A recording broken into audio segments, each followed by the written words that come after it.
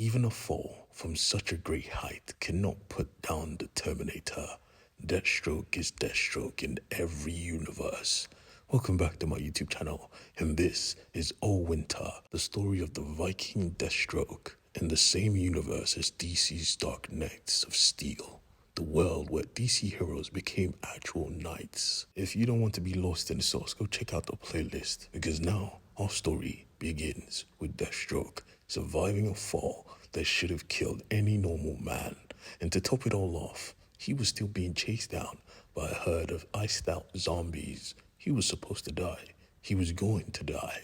But it seems like this world truly loved him, because someone was there, and this someone had a blowtorch that was very effective against this horde. When the cooking was done, Deathstroke tried to thank his stranger, but the stranger said, "Don't call me that. It's been a few years, but you know who I am." Taking off his mask, Deathstroke couldn't even believe his eyes. Even in this blizzard, you can always recognize your homeboy. And this was Wintergreen, his literal best mate. My boy. Wintergreen looked at him and said, "Bruh, you look like garbage. Let's get you somewhere warm." And he did. W-mans.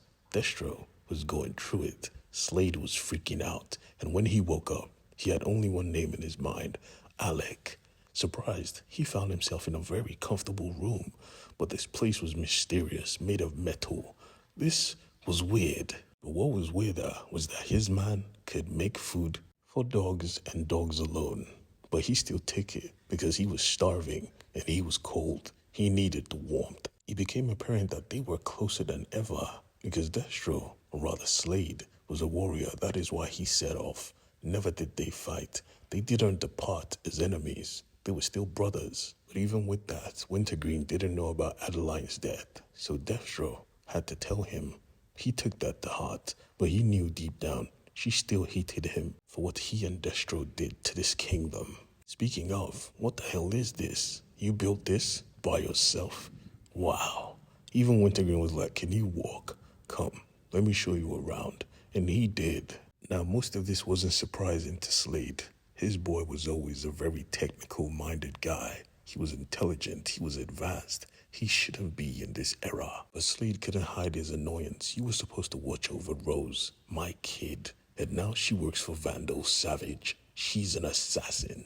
He said, "Are you blaming me for that? Your boys died and you ignored your daughter, your only living child. How dare you? She only wanted to be like you. She wanted you to be proud of her." And this pissed Slade off. "If you were not my mans, I would have disemboweled you where you stand. But you're my mans, so you can speak your truth." Reading the book he left on the table, he realized what that was. Why are you doing this? Because this was a story he was never meant to tell.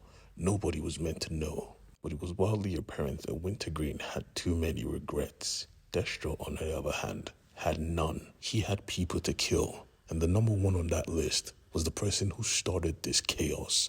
They had to kill the mage, Victor Freeze. And before they could even reach him, they had to pass through the storm, and this storm was one they had never seen before.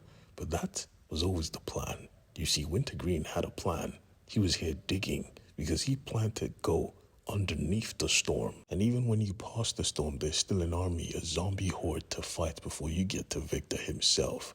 That is where Deathstroke comes in. And Deathstroke was down, but they knew they needed more. They needed magic. Wintergreen was a mechanic, not a sorcerer. Deathstroke smiled because he had a plan. He knew of somebody. And Wintergreen knew anytime his partner smiles, there is always trouble to follow. Back on the surface though, at the exact same building Deathstroke was tossed out of, his daughter Rose stood with Killer Frost. They couldn't pass this weather, so they had to wait till when the weather clears. Rose, being the daughter of Slade, was on timing. She knew the mission was never complete till the mission was complete. Now, she was just cautious. But Killer Frost, well, she was having the time of her life. She was even more relaxed because she knew Rose had precognition. But Rose made it clear, "Bro, that's not how my powers work." She said, "So how does it work? Will the weather be clear tomorrow?" And Rose replied, "So you think I'm a weather witch now? I only see a future of a battle. Now keep quiet and let me focus." And honestly, thank God she did, Because if she wasn't quiet in her mind, she wouldn't have noticed that someone was coming from the roof. This person was in armor and he came down like a rain of thunder.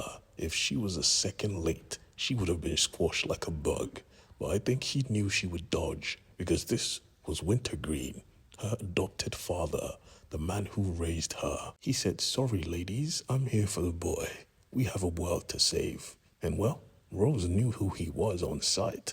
Uncle William. Killer Frost, however, did not care. She struck and said, "Rose, get your head in the game now." But honestly, she couldn't bring herself to do it, so Wintergreen replied. He struck at Killer Frost, and she put up a wall of ice in defense, laughing. "You came here alone? Do you think your armor will protect you from me?" Pathetic. Rose, however, really could sense death, because just like that, she tried to warn Killer Frost.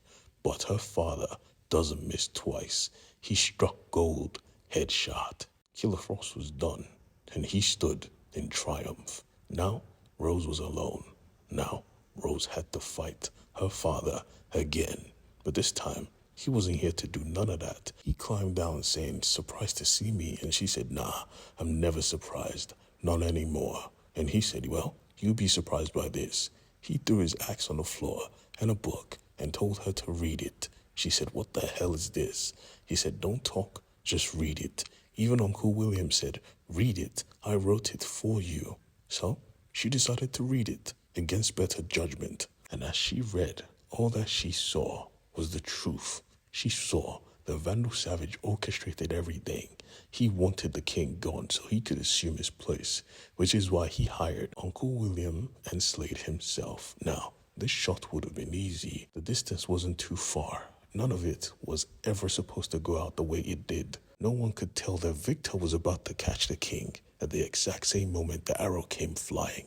And because of this, his girl was in the path of the arrow. I mean, she died on impact, and he was forced to watch it happen. That was the exact same moment he cast a spell, plunging this land in forever ice. As she read, she looked at her father. You did this. You caused allWinter, and he didn't deny it. That's right. I am not the hero. I am a villain. Why do you think your mother hated me so? Why do you think I left? Even Wintergreen understood, because he was a villain as well. Everyone was a villain. Even the boy reminded Rose, "So are you. You kill people for money." But even villains are allowed redemption. The bread and butter was simple. Deathstroke was here, not for reconciliation or forgiveness, nah. He was here to fix what he broke, and he needed help to do it. He needed her help as well. She made it clear that if she's doing this, it was never going to be for him, but for Wintergreen, the man who raised her. Slade didn't give a shit. He says as much. "I don't give a damn who you're doing it for, as long as it gets done.